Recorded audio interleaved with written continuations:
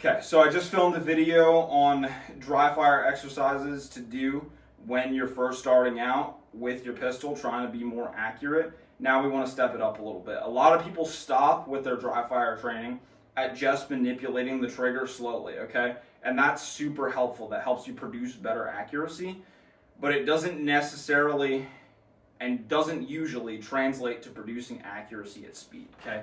So, and side note, I didn't invent any of this shit. I pretty much borrowed it from everybody else. So if you hear me saying stuff that other shooting instructors are saying, that's because I took classes with them and now I'm telling you, okay? But you're listening to me, so whatever. So pressing the trigger at speed. If I'm going to shoot 5 or 6 or 10 shots or whatever at this target and try to be accurate with it, I need to do the same thing as when I'm pressing the trigger slow. I need to press the trigger without disturbing my perfect sight alignment. Or my acceptable sight alignment. We'll get into that in a second too. But anyways, making sure the gun's unloaded, following all the gun safety rules. I have my shot timer here. I don't know that you need a shot timer for this exercise, but it's certainly super helpful, okay?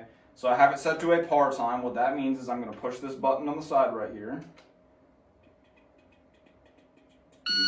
And then sometime after that, it's going to produce that noise, okay? We're just using that as a stimulus to start the exercise. So what I'm gonna do here, I have a small aiming point. I'll probably use the head box on a USPSA target, or again, if you're using Post-it note, just put like a 1-inch dot on the middle of the Post-it note, okay? So what I'm gonna do is I'm gonna set my grip up the way that I want it to manage recoil and to produce accuracy. I'm gonna point at what I want to be aiming at very precisely, and I'm going to have my finger resting on the front of the trigger, not depressing it, not taking the slack out, okay? That's an important part here, okay? When the timer goes off, at that exact moment, I'm going to press the whole way straight through the trigger as fast as I can do it and let it back out, okay? So that's going to look something like this.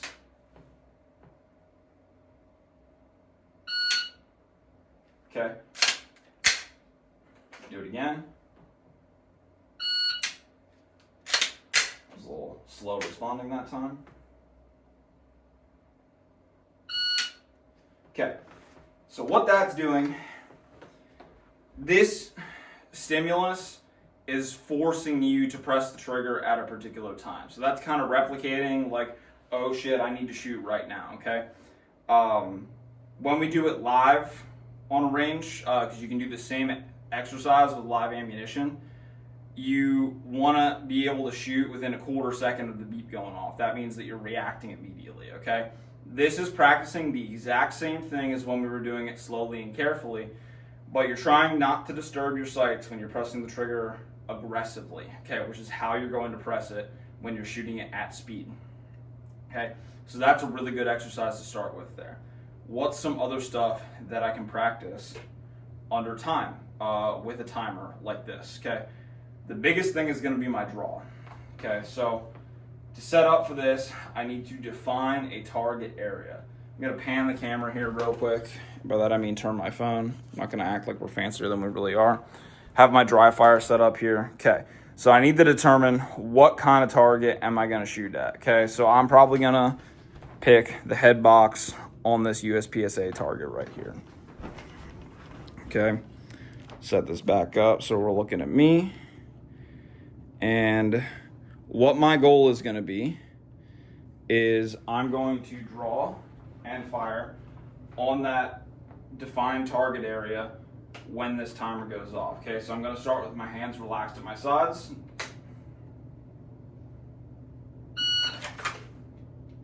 Okay, it would help if I cycled the slide and had the trigger reset, but not a big deal. We'll do that again.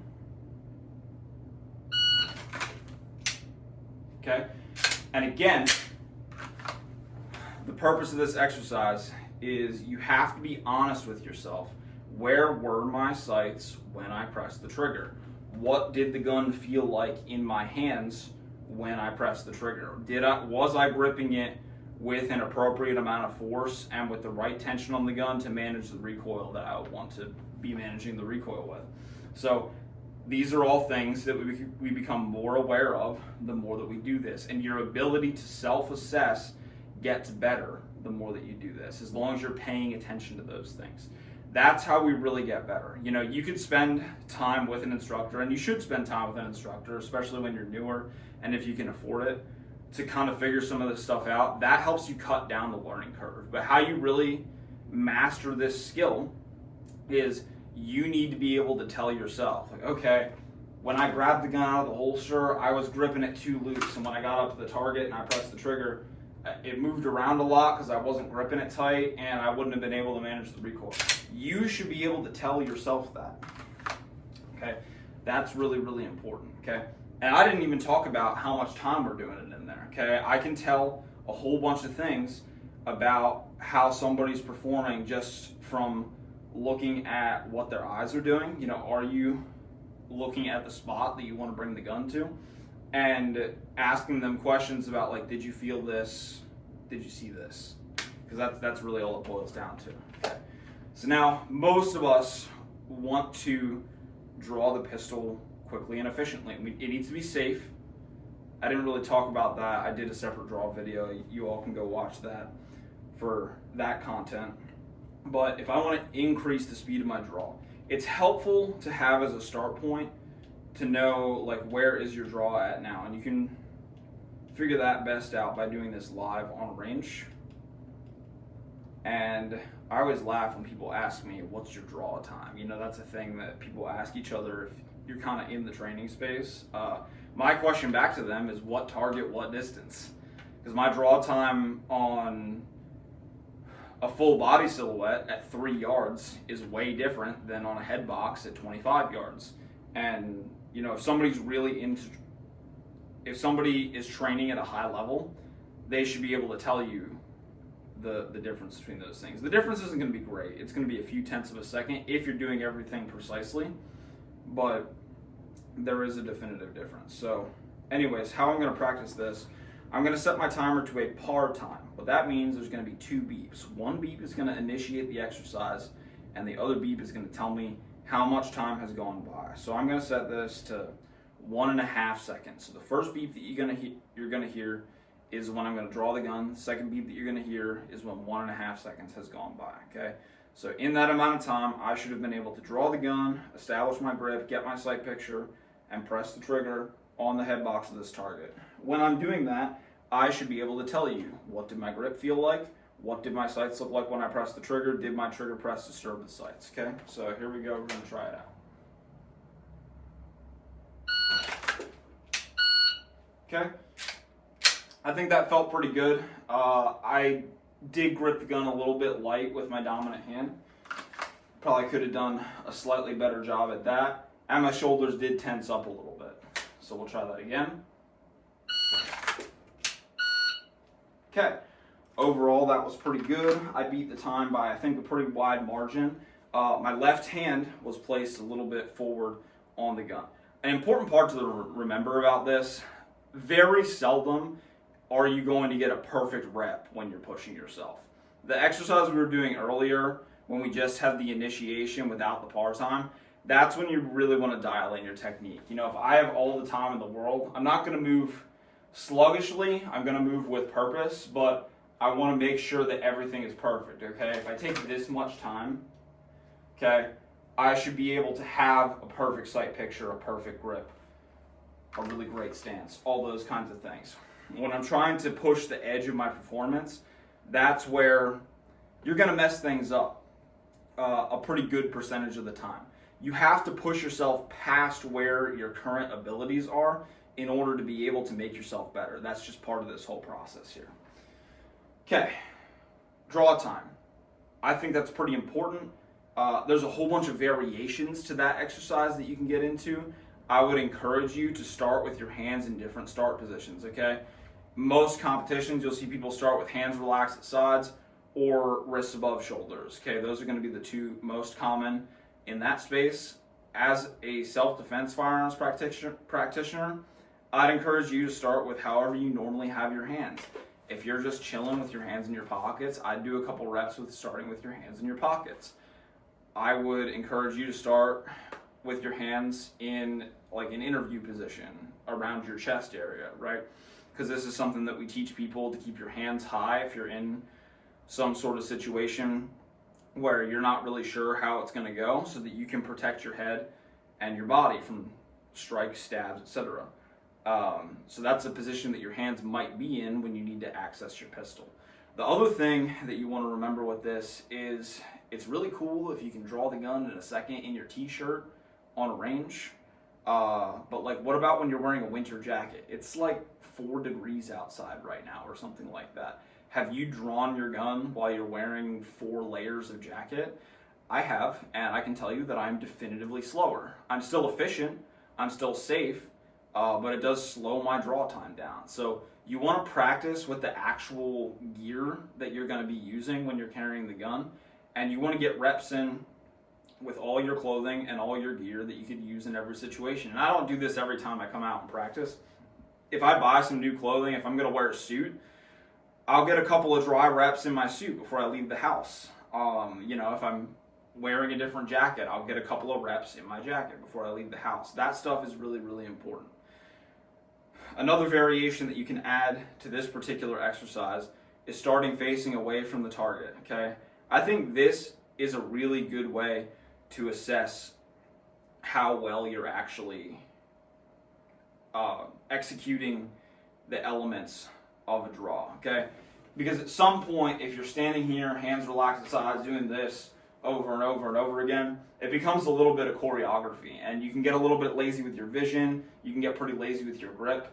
If you start at 90 or 180 degrees from the target, you're having to, when you pivot, pick up the spot where you want the gun to go to and get the gun there, okay? You can't be as lazy about where you're looking and how everything feels. If there is a big disparity between facing the target and facing away from the target, you're being lazy when you're here doing your reps in the standard setup that we described. If you're doing everything properly and training really intentionally, there shouldn't be a whole lot of difference in time or results whether you're facing the target or whether you're doing a pivot before you actually execute the exercise. So that's a good thing to keep in mind. I think that's all I have on draw. Let's talk about target transitions. So moving from target to target.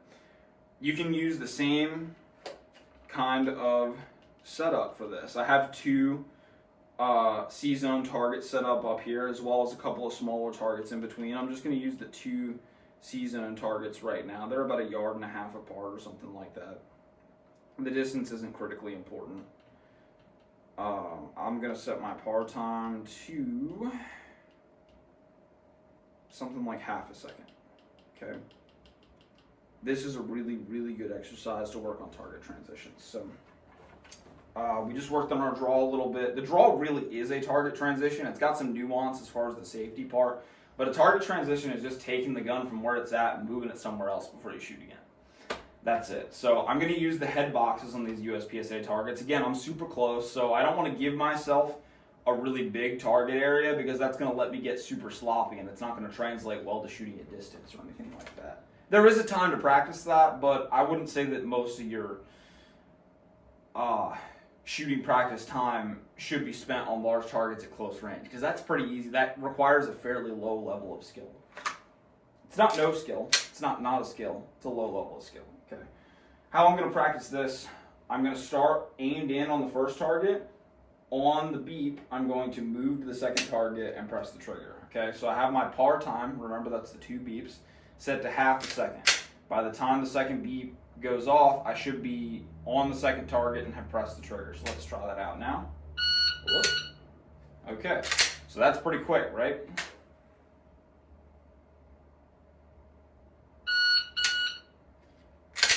Do that one more time. Do it right to left this time. Okay, so elements that I'm looking for in this, okay? Did my gun get to where it was supposed to go to? Did I press the trigger when it was there? And where did it stop, you know? You should be able to see in your sights. This is really good if you have a red dot. You'll notice I don't have a red dot on this gun. I do own a red dot gun, everybody. I just shoot iron sights most of the time. Because I like it, that's why. Okay? There's a reason. It's America. I can have that reason. So, I went off on my little tangent there. I should be able to see in my sights. Did I go past the target and have to come back? That means I'm putting too much force into the gun as I'm moving. That's going to cause inefficiency, okay? I want to be really precise with where I'm looking and exact with the amount of force that I'm using to move the gun, okay? There's a whole bunch of different thoughts around your body positioning behind the gun. The vision is really the most important part. Where am I looking? What amount of force am I using to move the gun? Okay. When you do this live, I would try to isolate this down into this individual exercise. So I either shoot one shot and try to get off the target, or I start aimed in at a target and move over to my other target and shoot a shot. That'll take the extra shooting stimulus out of it when you're trying just to increase the speed with which you move targets, okay? And that's not saying that you always have to transition targets at that speed. It's going to change depending on target difficulty, right? You're going to need more sight confirmation for a more difficult target, one that's smaller or farther away. Your sights are going to need to be more perfect. If the target is big or close, you're not going to need to see as much of your sights. And again, that's something that we're going to figure out in the shooting part. I hope that all makes some kind of sense. How do we set standards for this? Really, that's going to be a super individualized thing based on your goals and where you're at, okay? When you're first starting out, I would just want to establish a baseline. Where am I at right now? And then try to make incremental improvements as you move on. The improvements are going to be pretty big when you first start. It's just like most other endeavors. The improvements are going to be huge when you first start out, and then at some point you'll reach a point where you're doing the same exercises every day and your times are kind of the same. You reach a plateau, okay? That's usually the point where you want to go see an instructor and have them help you break through that plateau. That's going to help you out a lot with that. I'm not saying that just because I offer those services, but like that's legitimately what it's been for me. Sometimes a lot of times you'll have breakthroughs on your own. Those breakthroughs are going to come from that heightened level of awareness that we were talking about earlier. You know, how does it feel? How does it look? You should be asking yourself that question after every single repetition that you do. And if your answer is, I don't know, that's okay, but just know that you need to steadily increase that level of awareness as you're doing this more. You can't really accomplish that in a single session. We'll nerd out for a second here. How that kind of works is you need to establish what's called unconscious competence. That's the whole point of training.